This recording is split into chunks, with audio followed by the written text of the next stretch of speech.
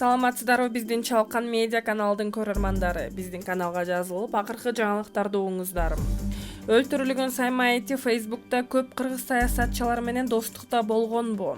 Стамбулда атылган жеке ишкер Айеркен Саймаити Кыргызстанда издөөдө жүргөндүгү тууралуу маалымат бардыгында эле бар. Ага карабай Кыргызстандын Стамбул шаарындагы башкы консул Эркин Сопоков аны менен тыгыз мамиледе болуп келген экен.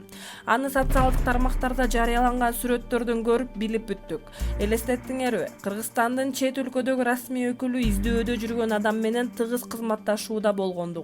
Анан калса айрым такталбаган маалыматтар боюнча Айеркен Саймаити Facebook социалдык тармагында Семет Эркин аттуу аккаунт менен колдончу экен. Ал баракчага кирсек, Саймаити Кыргызстандын толгон токой саясатчылар менен дос экендиги маалымат болуп отурат.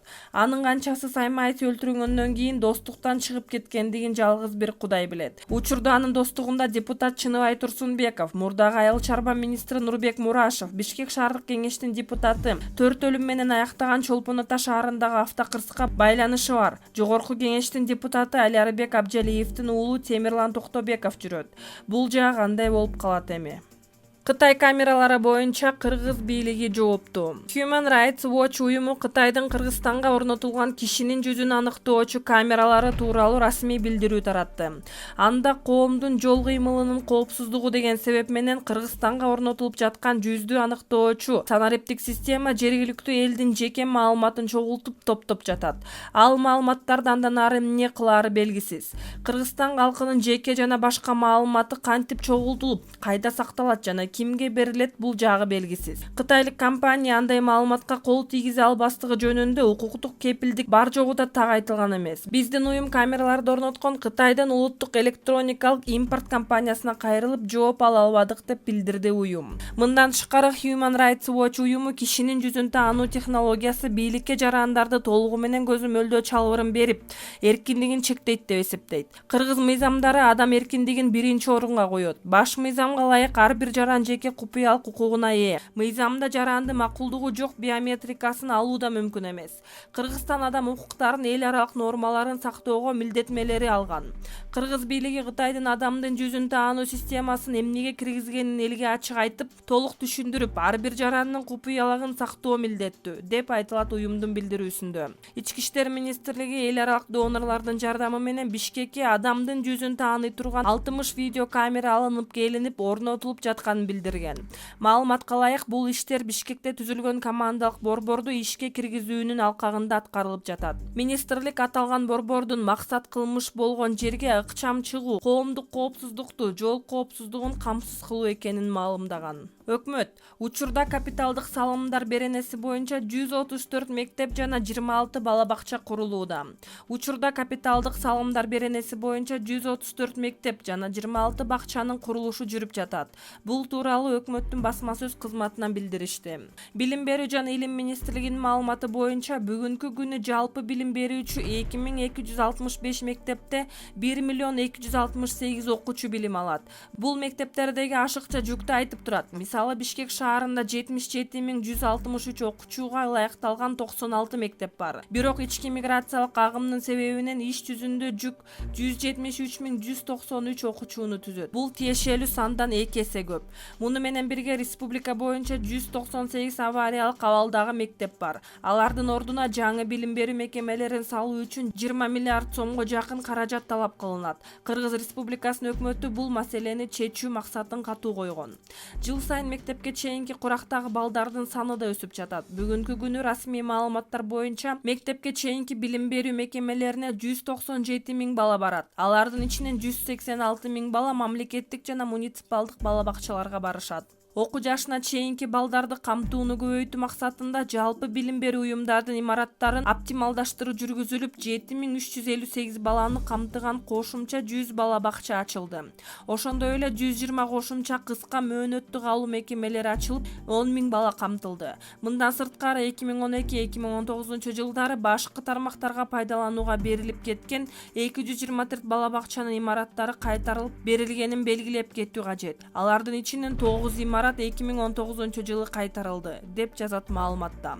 Натыйжада бүгүнкү күндө жалпысынан мектепке чейинки жаштагы балдардын 40% мектепке чейинки билим берүүнүн ар түрдүү программалары менен камтылууда. Ак Жолдой канат уулу менен кырсыктап ооруканага түшкөн Ырысбек Алибековда каза болду. Каргаша 11-ноябрга караган түнү болгон. Балыкчыдан Кочкорду көздөй келе жаткан өнөрпоздор жол кырсыгына кабылып, унаа ичиндеги 5 кишинин 4-өө мүрт кеткен. Акын Ак Жолдой Канатбек уулу менен бир унаада кырсыктап оорукананын жандандыруу бөлүмүнө түшкөн 20 жаштагы Ырысбек Алибековда көз жумду. Маалыматты Кочкор райондук оорукананын башкы дарыгери Турат Жумабеков тастыктады.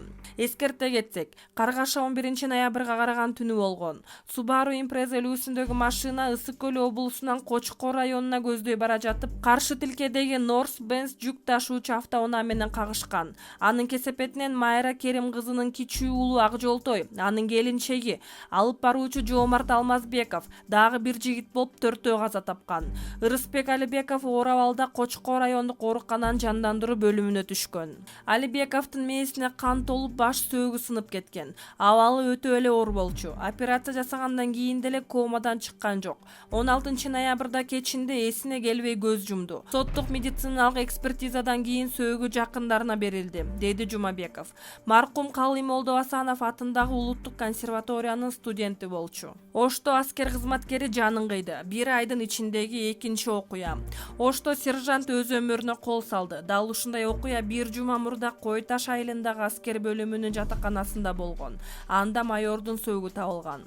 Ош облусунда келишим менен кызмат өтөгөн аскер өз жанын кыйды. Бул тууралуу Кыргыз Республикасынын куралдуу күчтөрүнүн жөө аскерлеринин маалымат кызматы билдирди. ОТ аттуу сержанттын сөөгүн бүгүн 17-ноябрда саат 8:00 чамасында ата-энесинин үйүндө табылды.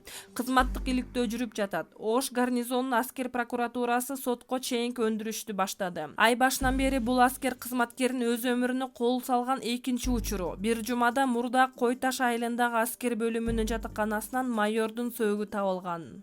Депутат Алтынбек Сулайманов менен Бекбор Биевдин дуэттеринин кадыры жогорулап жатат. Адамдан амал ачып кутулбайт дегендей, айрым депутаттар шайлоо алдында элге жагынуу максатында кандай гана амал ойлоп табышпайт.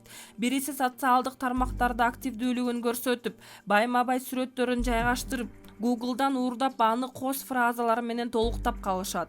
Айрымы куудул болуп күмөндөрдү туураса, башкасы белгилүү ырчылар менен дуэттердей калышат. Алдыда кеп кыла турган инсаныбызга дагы чындыгында эргүү келгенби же, шайлоого даярданыппы Айтор белгилүү ырчы Кыргыз Республикасынын эмгек сиңирген артисти Бекбор Биев менен дуэттер жаздырганына жетишиптир. Белгилүү болгондой, дуэттер Бекбор Биевдин 50 жылдык мааракесине урматына уюштурулган концерттик программасында ырдалган. Ал эми дуэттеги экинчи атактуу ким болду экен десеңиз, ал айтылуу Алтынбек Сулайманов деген эл өкүлү. Бул дуэтке күбө болгондор эми ар кыл комментарийлерди калтырышып, көбүнүн купулуна толгондой. Садыр Жапаров ырайым сурап Жээнбековго кайрылды. Камакта жаткан Жогорку Кеңештин экс-депутаты Садыр Жапаров президенттен ырайым сурап кайрылды. Бул тууралуу анын жактоочусу Шарабидин Токтосунов Фейсбуктагы баракчасына жазды. Адвокаттын айтымында Садыр Жапаров сотто тагылып жаткан айыптарды жасабаганын кайрылуусунда билдирген. Эске сала кетсек, Садыр Жапаров 2017-жылдын март айынан бери Чүйдүн Аламүдүн районундагы Молдовановка айылында номер 1 түзөтүү жайында жазасын өтүп жатат. Ал кылмыш жаза кодексинин 227 беренесинин 2-бөлүгү барымтага алуу боюнча Бишкектин 1-Май райондук соты тарабынан 2017-жылдын 2-августунда соттолуп, 11 жыл 6 айга эркиндигинен ажыратылган. Бир топ убакыттан бери ырчылар Амир Аскаров менен Чолпон Талипбек бирге аткарган Жүрөгүм эзилет дуэттин артынан чырдашып, бири-бирине карата көптөгөн ачуу сөздөр менен кайым айтышып келе жатышат. Бул чырга чекит коюуну чечкен Чолпон Талипбек мындан ары бул ырды ырдабай тургандыгын айтып, төмөндөгүчө билдирүү калтырды. Бүгүн Ош шаарынын студенттерин майрам менен куттуктап, Жүрөгүм эзилет аттуу ырым менен кош айтышты. Бул ырды сүйүү уккан ар бир угарманга терең ыраазычылык билдирем. Ырдын аткаруучуларынын бир катары ырды бардык радио, телеканалдарына алдыруу үчүн каттар жөнөтүлдү жана интернет булактарынан да ырдын клибин көрүүгө тыюу салынат. Ошондой эле Алтынбек Алымовдун калемине таандык бул ырды Амир Аскаровго да аткарууга тыюу салам. Мен бул ырдын жаралуусуна көп эмгегимди жумшадым. Ошол үчүн да бул ыр менен коштошуу мага оор болду. Ошентсе да мен мындан ары таланттуу, бирок ичтар адамдын кемсинтүүлөрүн көтөрө албайм. Бул адамда Талатка караганда ичкүйдүүлүк басымдуу экени өкүнүчтүү. Амир, мындан ары менин атымды унутуп, интригаларыңды токтотууңду талап кылам. Мени менен иштешкен адамдар менин кандай экенимди билишет жана мени каралоо менен өзүңдүн эле репутацияңды түшүрүп, чыныгы жүзүңдү көрсөтүп жатасың. Сенин талантыңды баалап, сен үчүн кылгандарымдын баркын бир күн билесиң. Мен үчүн бул окуя чоң сабак болду. Мындан ары сендейлер менен мамиле кылбаганга аракет кылам. Баары үчүн менин алдымда болбосо да, Кудай алдында бир күнү жооп бересиң, деген ырчынын билдирүүсүнө Амир Аскаров да жооп берип, ит үрө берет, кербен жүрө берет достор. Мен айтпасам деле менин ойлорумду жана кандай адам экенимди билесиңер. Баары алдыда. Мен силерди жакшы көрөм. Жана кылган жакшылыктарыңарды эч качан унутпайм, деген пост калтырды.